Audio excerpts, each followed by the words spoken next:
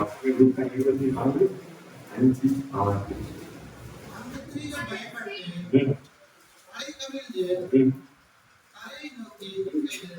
அந்த 2 பேரும் அவர்களை நோக்கி, உயிரோடு இருக்கிறவரை நீங்கள் மருத்துவரிடத்தில் தேடுகிறது என்ன?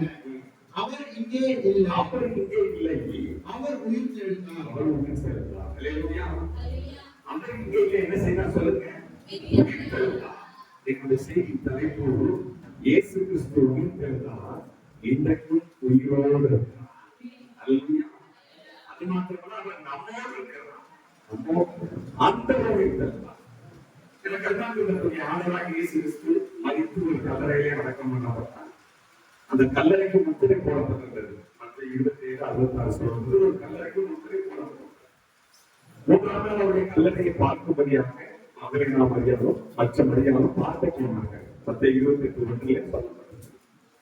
கல் புறப்படுவதற்கு முன்பாகவே இயேசு கிறிஸ்து உயிர்த்தெழுந்தார். எல்லாரும் பார்க்கும்படியாக தேவதூதன் தோன்றி கல்லை உடைச்சி தள்ளினார். இயேசு கிறிஸ்து முதல் மூலமாக உயிர்த்தெழுந்த செய்தி உலகத்துக்கு அறிவித்தது தேவதூதன்.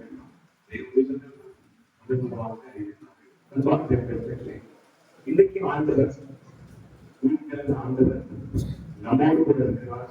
அவர் நமக்குள்ளே வாசம் செய்கிறார்.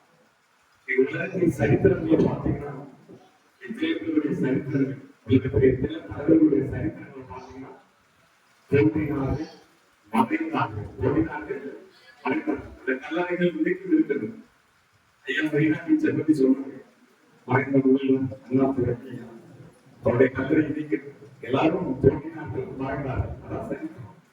அவனுடைய ஆண்டவருக்கு சரித்திரத்திற்கு தோன்றினார், மறைந்தார், 3ஆம் நாள் உயிர்த்தெழுந்தார். அல்லேலூயா. அவர் மீண்டும் வரப்போகிறார். இன்னைக்கு அவருடைய கல்லறை திறக்கப்பட்ட நிலைமையிலே இஸ்ரவேல் தேசத்தில் வைக்கப்பட்ட எந்த கல்லறையும் திறக்கப்பட்ட அனுபவம் கிடையாது. ஆனா அவருடைய கல்லறை எப்படிப்பட்ட அனுபவத்தில் இருக்கிறது? திறக்கப்பட்ட அனுபவம். ஆண்டவர் உயிர்த்தெழுந்து கொடுத்தார். இன்னைக்கு உயிரோடு இருக்கிறார். வெளிப்படுத்தின விசேஷத்தில் 1:12 வேதம் சொல்லுகிறது, மரித்தேன் ஆனாலும் இதோ சதா காலங்களிலும் உயிரோடு இருக்கிறேன். உங்களோடு இருக்கிறேன். நான் மரித்தாலும் மீண்டும் உயிரோடு இருக்கிறேன். உங்களோடு இருக்கிறேன். உயிர்த்தெழுந்து இருக்கிறேன். தேவனுக்கு உயிர்த்தெழுந்த ஆண்டவரை ஆராதிக்கக்கூடியதாக இருக்கிற கடவுளை கொடுக்கிறோம். ஒரு சில காரியங்கள் சொல்லுகிறேன். உயிர்த்தெழுந்த ஆண்டவர் செய்த ஒரு சில காரியங்கள் நம்ம பார்க்க போகிறோம். முதலாவதாக யோவான் எழுதின சுவிசேஷம் 20ஆம் அதிகாரம் 19ஆம் வசனத்தை வாசிங்க. யோவான் 20:19 வாசிங்க. வாரத்தின் முதல் நாளாகிய அன்றைய தினம் சாயங்கால வேளையில் சீஷர்கள் கூடியிருந்த இடத்தில் யூதர்களுக்கு பயந்ததினால் கதவுகள் பூட்டியிருக்கையில் இயேசு வந்து நடுவில் நின்று, உங்களுக்கு சமாதானம் என்றார். முதல்ல உயிர்த்தெழுந்த ஆண்டவர் செய்த காரியம், பயத்தினால் நிறைந்திருந்த தன்னுடைய சீடர்களை சந்தித்து சமாதானம் கொடுத்தார். பயத்தினால் நிறைந்திருந்தார்கள். எல்லாருக்கும் ஒரு பயம், எல்லாருக்கும் ஒரு பயம். எல்லாரும் வீட்டுக்குள்ள கதவை பூட்டிட்டு உட்கார்ந்துட்டாங்க. வேதம் சொல்கிறது, யூதர்களுக்கு பயந்ததினால் கதவுகள் பூட்டிருக்கையில் கதவு பூட்டப்பட்ட எல்லாரும் உட்கார்ந்துருக்கிறாங்க. சீசர்கள் எல்லாம் பயந்து இருக்கிறாங்க. தங்களை வழிநடத்தின தனக்கு முன்பாக சென்ற ஒரு மாபெரும் தலைவராகிய மாபெரும் இரட்சகராகிய இயேசு கிறிஸ்துவை கொலை செய்து விட்டார்கள். இயேசு கிறிஸ்துவை கொன்று விட்டார்கள். அவங்களுக்கு ஒரு பயம், நம்ம வழிநடத்தி வந்த தலைவர் இப்ப இல்லை, நமக்கு முன்பாக கடந்து சென்ற தலைவர் இல்லை, அவரையே கொண்டுட்டாங்க. இன்னும் நமக்கு என்ன நடக்க போதும் தெரியல, நமக்கு என்ன ஆக போதும் தெரியல, ஒரு பயம். எல்லாருக்கும் ஒரு மனோபயம் என்ன செய்யும்? அவருக்கே அந்த நிலைமை, தனக்கு என்ன நிலைமை? அவரை பின்பற்ற சீடர்களுக்கு ஒரு பயம். எல்லாரும் பயந்து வைக்கிறாங்க. இல்லை, என்ன பண்ண போறாங்களோ, அடுத்த ஊடகத்தில் என்ன பண்ண போறாங்களோ ஒரு பயம். அந்த இடத்துல நான் ஆண்டவர் பொறுப்பு. அவர்கள் நடுவே வந்து நின்று உங்களுக்கு சமாதானத்தை கொடுத்தார். மாபெரும் சமாதானம். நம்ம இருதயத்துல ஒரு சமாதானத்தை கொடுத்தார். தேவனுடைய நீங்க கூட பயங்கரமான பயத்தில் இருக்கிறோம். பயம் மனிதனுடைய வாழ்க்கை மனிதமான பயங்கள், குடும்பத்தை குறித்த பயம், பிள்ளைகளை குறித்த பயம், எதிர்காலத்தை குறித்த பயம், பிள்ளைகளுடைய பொதுவான காரியங்களை குறித்த பயம், பிடிப்பு குறித்த பயம், சில வியாதிகளை குறித்த பயம், ஏதோ ஒரு பயம் உங்களை ஆட்கள் இருக்கலாம். சிலருக்கு இழப்புகள், குடும்பத்தில் கணவனை இழந்திருக்கலாம், பிள்ளைகளை இழந்திருக்கலாம், இழப்பு. அந்த இழப்பு வந்தவரே குடும்பம் தத்தளிப்பு கலங்கி போகிறது.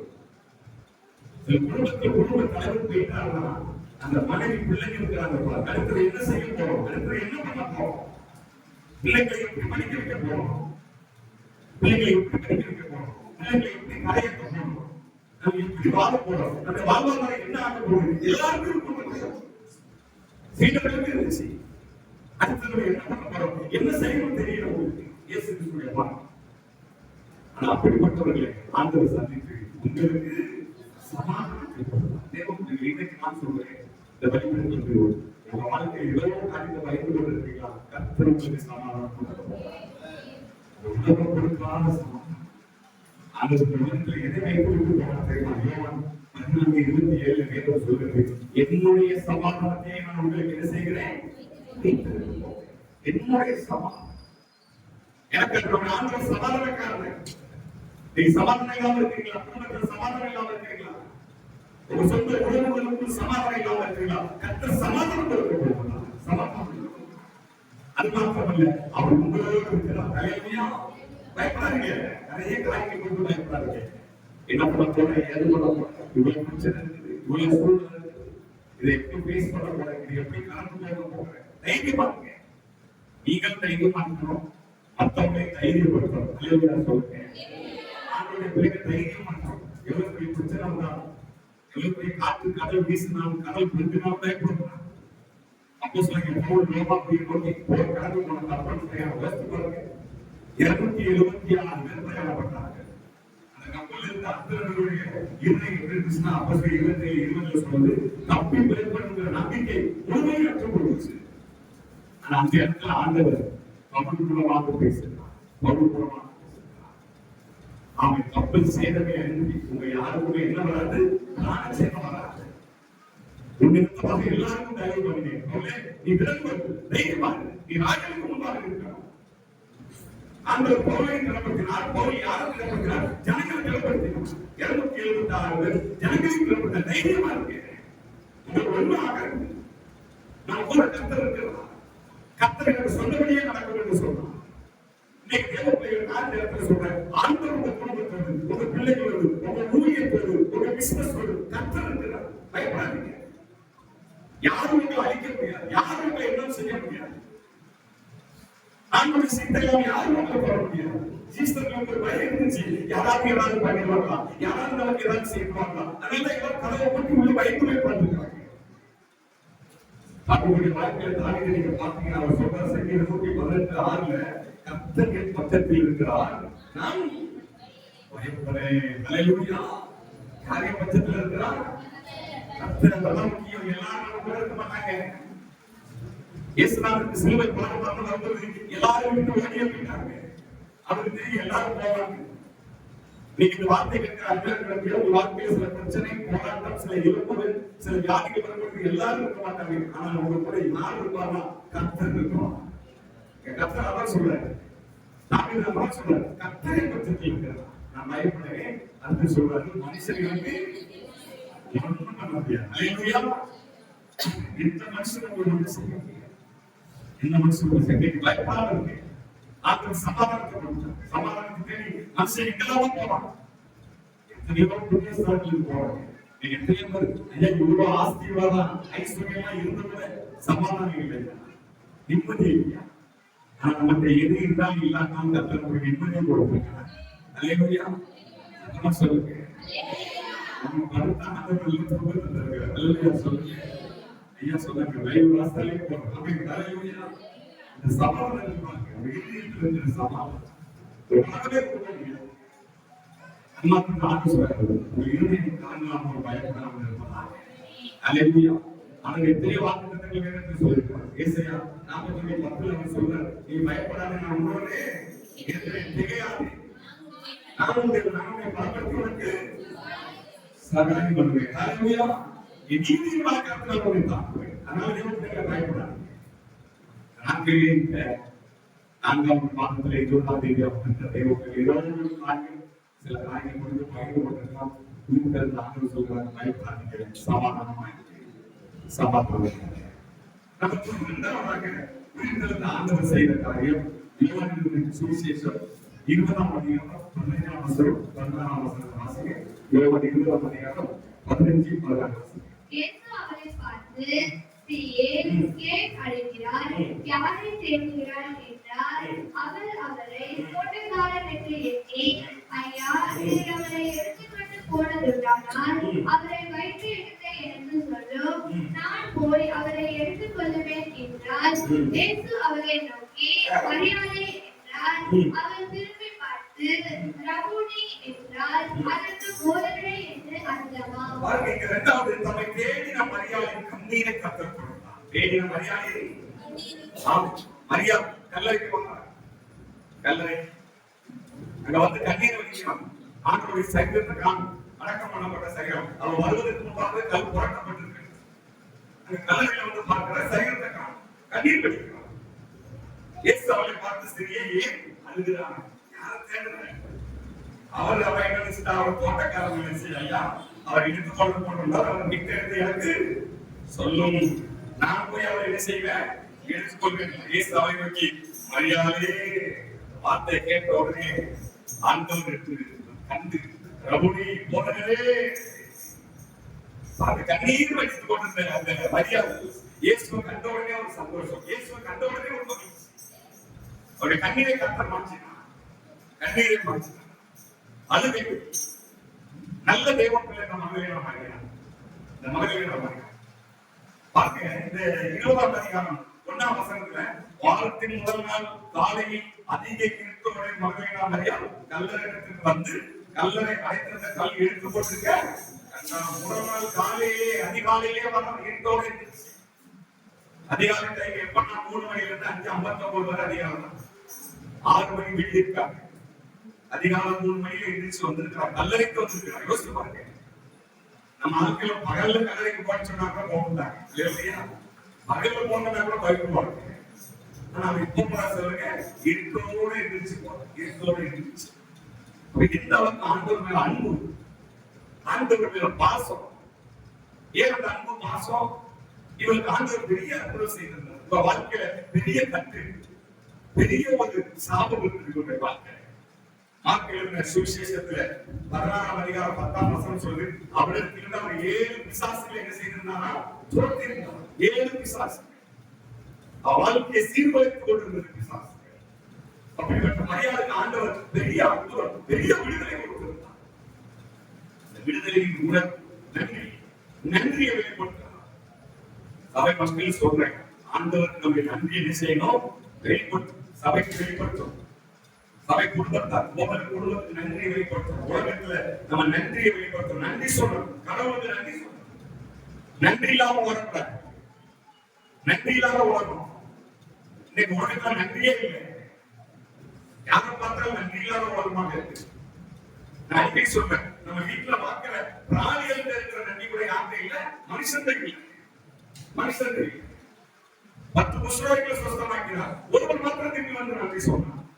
அந்த 9 பேர் யூதர்கள். இவன் ஒருத்தவர் சமாளி. இவன் நன்றி சொல்றான். நன்றி சொல்ல வேண்டிய ஆட்கள் வரல. நன்றி சொல்ல வேண்டிய ஆட்கள் வரல. எங்க போயிட்டாங்க? யூதர்களுடைய பாரம்பரியத்தின்படி சபையில இணைக்கப்படுவதற்காக மத சடங்காரத்துக்குள்ள கலந்து போக அவங்க போயிட்டாங்க. தவிர கர்த்தரை மறந்துட்டாங்க. ஆண்டவரை மறந்துட்டாங்க.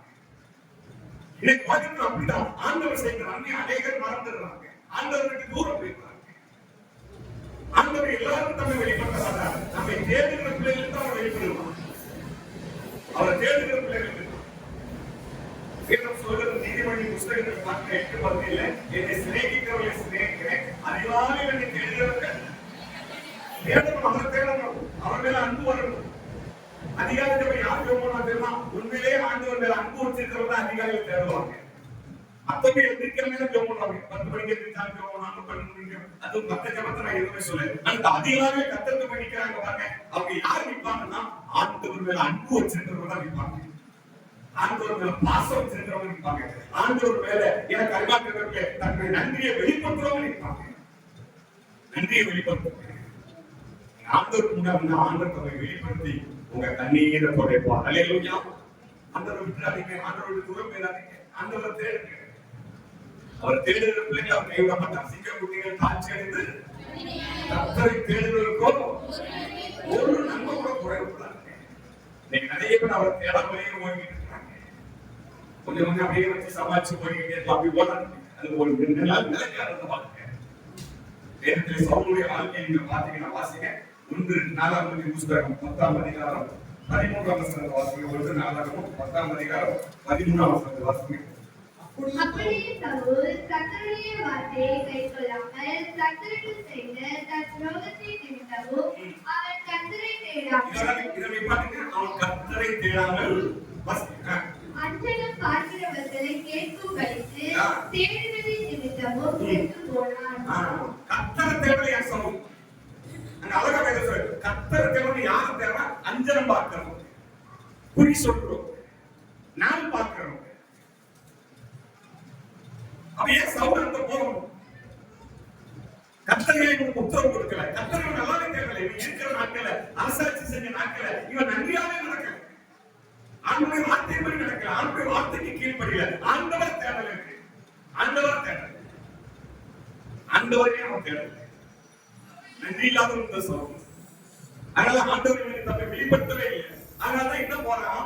சூரிய காய்களை தேடி போறான், மந்திர காய்களை தேடி போறான். நான் சொல்றேன், ஆண்டவர் உண்மையா தேடுகிற பிள்ளைகளுக்கு தம்மை வெளிப்படுத்துவார். அல்லேலூயா. எல்லாருக்கும் தம்மை வெளிப்படுத்த மாட்டார். அவர் மரித்து உயிர்த்தெழுந்து 40 நாள் வரும் அநேக சீடர்களுக்கு தம்மை தேடின அநேக தேவ பிள்ளைகளுக்கு தம்மை வெளிப்படுத்தினார். தவிர எல்லாருக்கும் வெளிப்படல. எல்லாருக்கும் வெளிப்படல. நீங்க ஆண்டவரை தேடுங்க. ஆண்டவரை விசாரிங்க. இந்த உயிர்த்தெழுந்த ஆண்டவரை தேடுங்க. எதை தேடி ஓடுறோம்? எப்ப பார்த்தாலும் பணம் பணம் பணம் ஒரு கூட்டம் ஓடிக்கொண்டிருக்கிறது. ஒரு கூட்டம் பதவி, பெயர் புகழ், ஏதாவது ஒரு காரியங்கள் உலகத்தில் உள்ள ஏதோ ஒரு ஆசீர்வாதத்தை தேடி ஓடிக்கொண்டே இருக்கிறாங்க. ஆனா கர்த்தரை தேடுறது இல்லை. கர்த்தரை தேடுகிற பிள்ளைகளுக்கு தான் அவர் தம்மை வெளிப்படுத்துவார். அவர்களை கைவிட மாட்டார். தாவீது தான் பையன் சாலமோனுக்கு என்ன அவசரம் கொடுத்தான் தெரியுமா? வாசிக்க 1 நாளாகமம் 28ஆம் அதிகாரம் 9ஆம் வசனத்தை வாசிக்க. 1 நாளாகமம் 28, 29. 1 நாளாகமம் 28, 29. மாற்றிக்கோங்க. 1 இல்லையா? 9.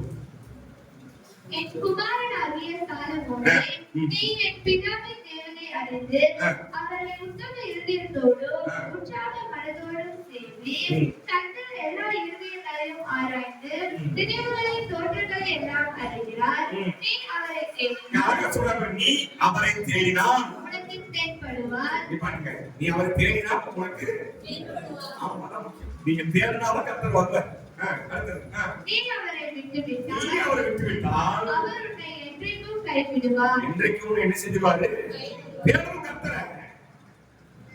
வெளிப்பட்ட விசேஷத்துல ஒரு வசனம் இதோ வாசல்படுகின்ற கதவை ஒருவன் சத்தத்தை கேட்டு கதவை திறக்கணும்.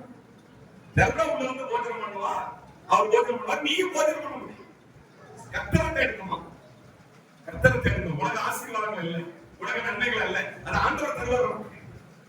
முதலாவது தேவனுடைய ராஜ்யத்தை அவருடைய நீதியையும் அப்பொழுது இவைகள் உங்களுக்கு என்ன செய்யப்படுமா? கூட கொடுப்பு. கர்த்தரை தேடுங்க. மரியாதை கர்த்தரை தேடி வந்தான். சீடர்களுக்கு கூட ஆண்டவர் தரிசனமாகல. முதல் தரிசனம் இந்த மரியாதைக்கு தம்மை வெளிப்படுத்துகிறார்.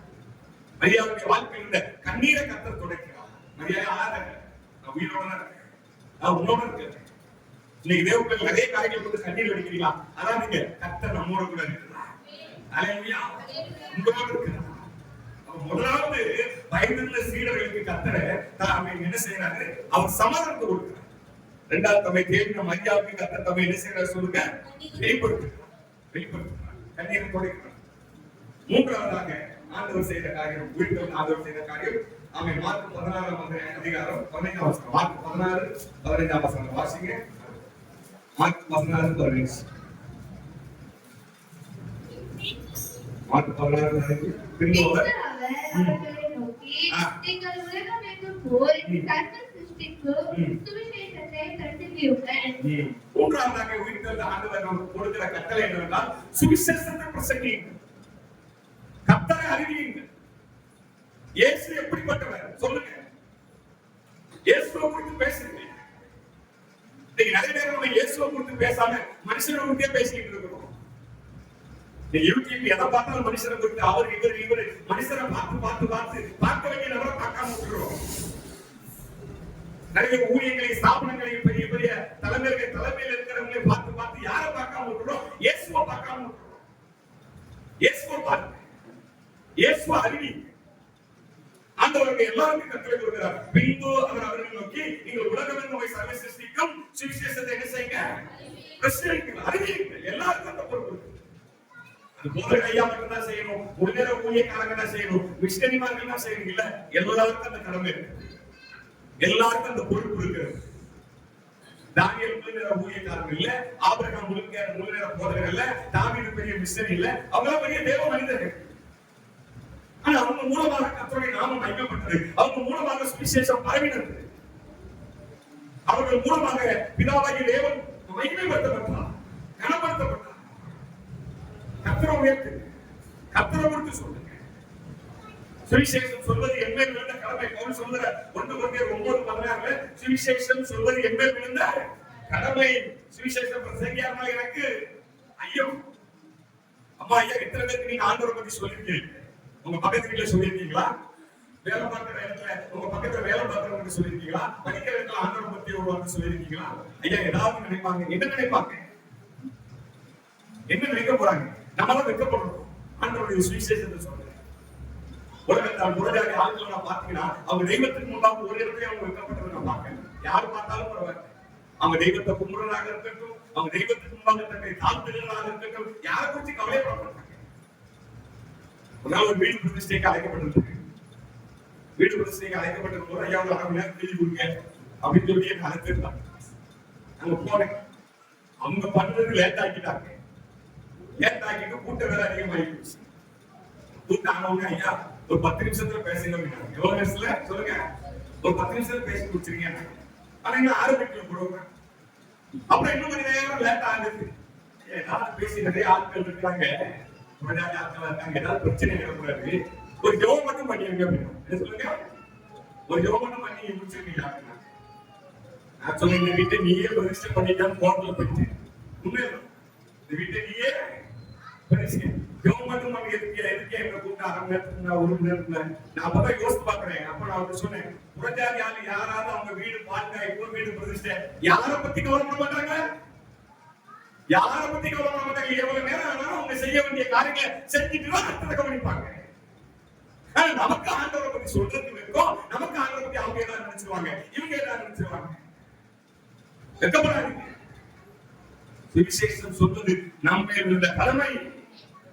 இப்போ மத்தியில் இருக்கிற ஒரு இந்து குடும்பத்தில் இருந்து பாருங்க, தகப்பனார் ஜோதிடர் ஜாதகம் எழுதுகிறார். இன்னைக்கு இருக்கிறார் 85 வயசு, தூத்துக்குடி மாவட்டம்.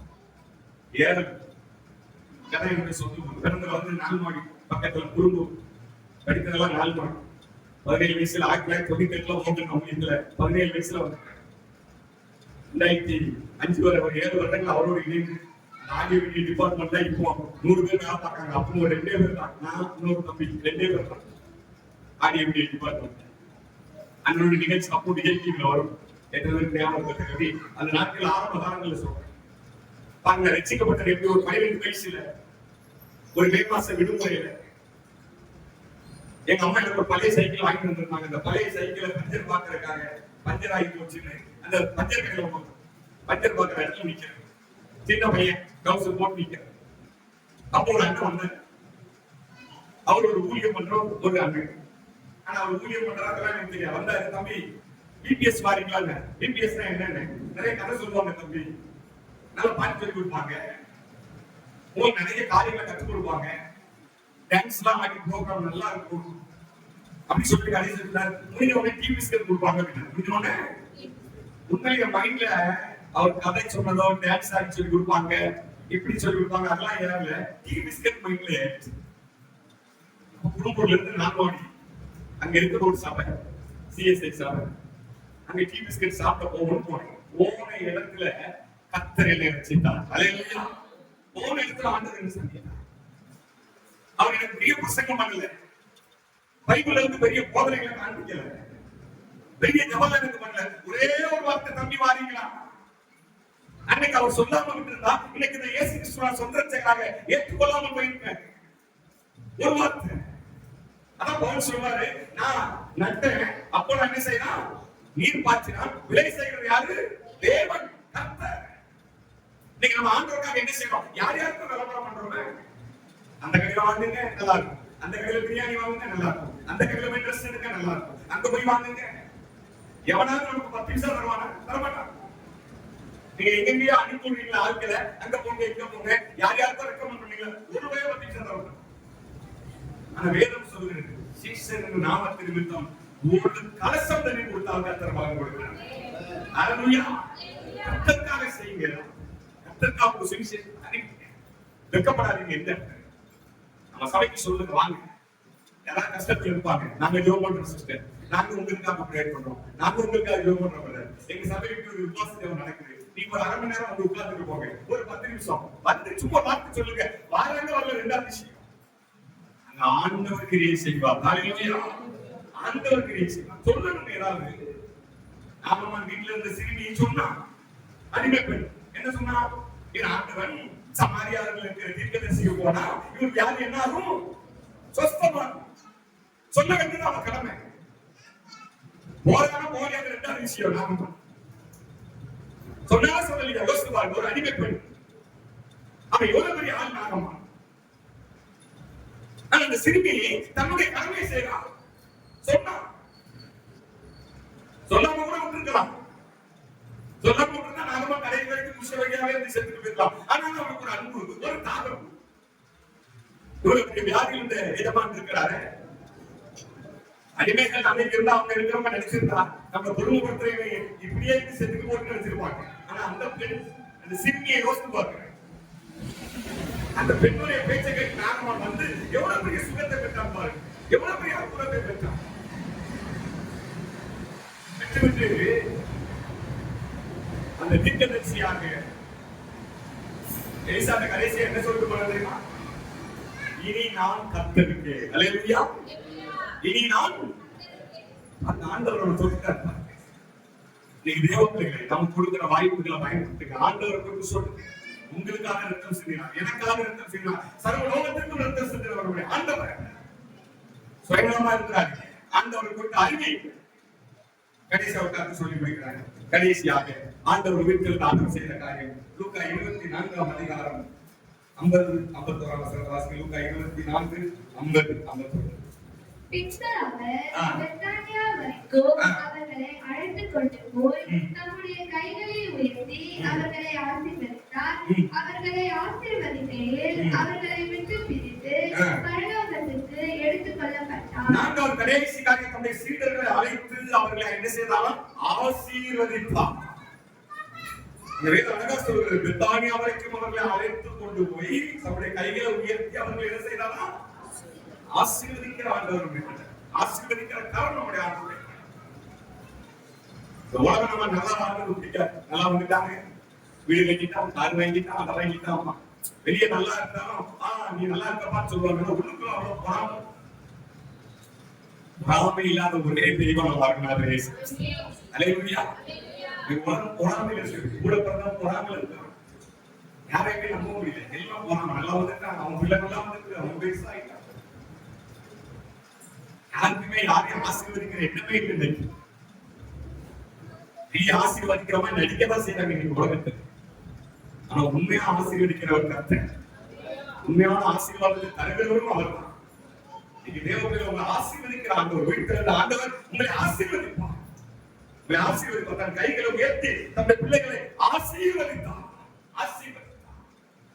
நீங்க நினைக்கலாம், அவங்க ஆசீர்வாதம் இருந்தா நல்லா இருக்குமே, இவங்க ஏதாவது செய்தா நல்லா இருக்குமே, அவங்க ஏதாவது உதவி பண்ற ஆட்கள் இருந்தா ஸ்தோத்திரம். எல்லாரையும் நம்பி நிக்காதீங்க. நீங்க எப்பவுமே ஆண்டவர்கிட்ட ஜெபம், வீட்டில் ஆண்டவர் நீர் என்ன ஆசீர்வதிக்கும், நீங்க என் குடும்பத்தை ஆசீர்வதிக்கும். இந்த ஊழிய அனுபவத்துல நான் இன்னைக்கு எப்படி பண்ணலாம், உங்களுக்கு என்ன சுவிசேஷம், அவருடைய அழைப்புல நிக்கிறேன். எவ்வளவு தேவைகள் வரும்பொழுது, கஷ்டங்கள் வரும்பொழுது எனக்கு ஆண்டவர் தான் உதவி செய்யும். ஆண்டவர் தான் எனக்கு உதவி செய்யும். ஆண்டவர்கிட்ட தான் கேட்பாங்க, எனக்கு இந்த தேவை இருக்கணும், எனக்கு இந்த உதவியை செய்யணும், எனக்கு இந்த நன்மையை செய்யணும்.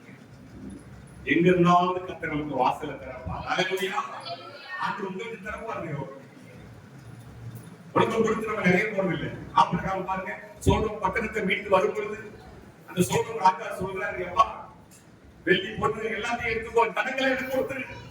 அது 14ஆம் அதிகாரம் 21 கொடுத்து கொண்டு நேரம் நீ ஜனங்களை எனக்கு கொடுத்துரு, எல்லாத்தையும் எடுத்துக்கும் போது ஆபிரகாம் சொல்றாரு, நீர் என்று கொடுத்து ஒரு ஐஸ்வர்யம் பார்க்க வேண்டாம், உங்கள்கிட்ட இருந்து ஒரு செரட்டையாகியும் ஒரு பாதரட்சை வாழ கூட என்ன செய்ய மாட்டேன், வாங்க சொல்றாரு, வானத்தை பூமியில் படைத்த உன்னதமான தேவனுக்கு நேராக என் கைகளை அவர் என்ன ஆசீர்வதித்தார். அல்லேலூயா.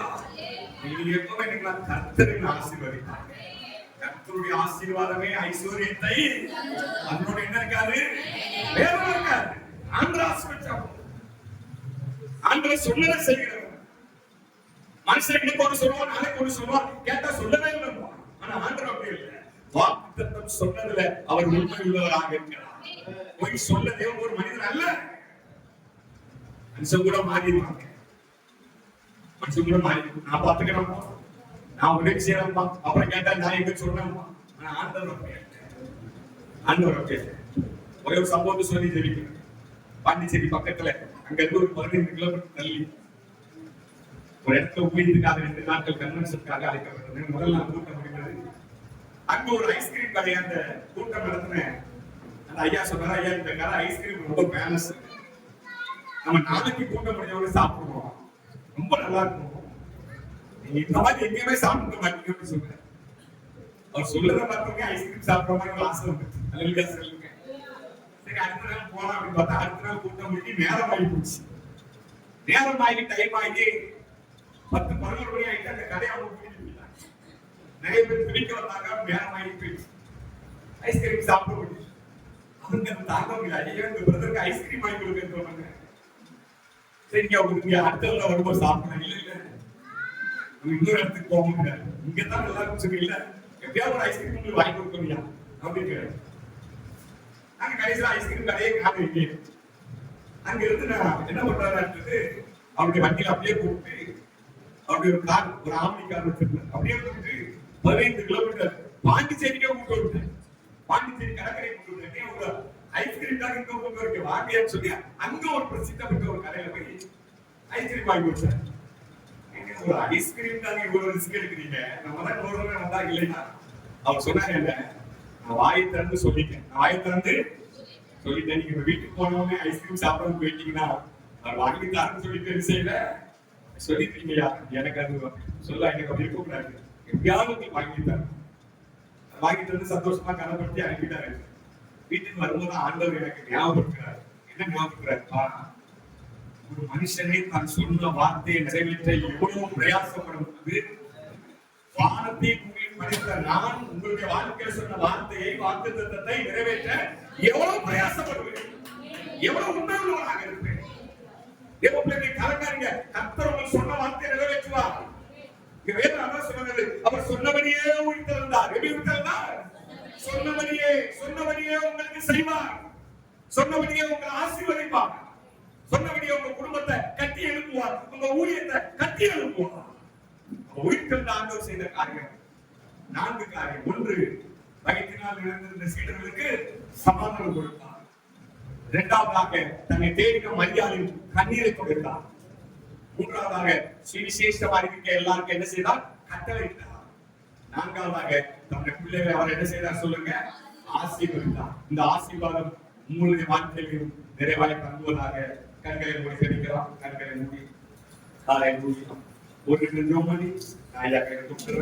அன்பை ஆண்டவரே, உங்களை துதிக்கிறோம், ஸ்தோத்திரிக்கிறோம், நன்றி செலுத்துகிறோம். இந்த மனமகிழ்ச்சியான இந்த உயிர்த்தெழுந்த நல்ல நாளுக்காக நம்மை துதிக்கிறோம். அப்பா, உயிர்த்தெழுந்த பண்டிகை கொண்டாடும்படியா பிள்ளைங்க இடத்துல கடந்து வந்திருக்கிறாங்க. ஆண்டவரே, பிள்ளைகளுக்கு நன்மை செய்யுங்க, பிள்ளைகளுக்கு அற்புதம் செய்யுங்க. அப்பா ஆண்டவரே, பயத்தினால் நிறைந்திருந்த சீடர்களுக்கு சமாதானத்தை கொடுத்தது போல இந்த பிள்ளைங்க எதை குறித்து பயந்து கொண்டிருக்கிறார்களோ, கலங்கி கொண்டிருக்கிறார்களோ, அதுல ஒரு சமாதானத்தை என் ஆண்டவர் கட்டளிடும்படியாக நினைச்சிருக்கிறேன். சமாதானத்தை கட்டளிடுகிறாங்க. ஆண்டவரே, நமக்கு சொல்றோம், வேதனை நீங்க சுகமாய் இருந்து வேதத்தை சொன்னீங்களப்பா. இஸ்ரவேலின் தேவனாகிய கர்த்தருக்கு கேட்டவங்க விண்ணப்பத்தின்படி அவரோட கட்டளையிடுவாராக.